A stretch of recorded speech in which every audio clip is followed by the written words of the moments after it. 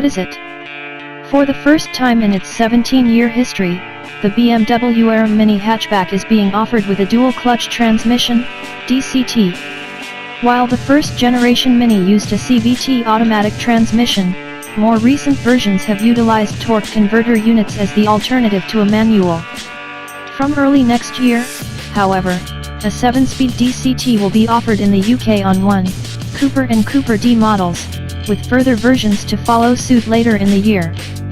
Mini hasn't offered a dual-clutch transmission until this point because they've typically been bigger, heavier, and more complicated than conventional automatics. Now, though, drivetrain specialist Getrag has developed an electronically, rather than hydraulically, actuated twin-clutch unit that's as compact as a regular auto. Mini says it offers faster gearshifts than the outgoing 6-speed automatic, as well as modestly improved fuel efficiency, thanks in part to the additional ratio. It too will carry a 1,345 pounds premium over the manual. For the time being, the new DCT will not be available with steering wheel or column-mounted paddles.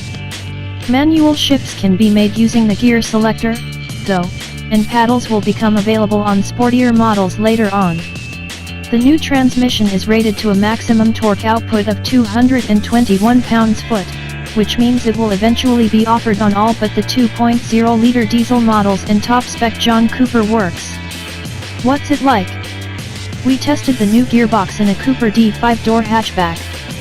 The extra inertia of a diesel engine compared with a petrol means upshifts can only be made so quickly.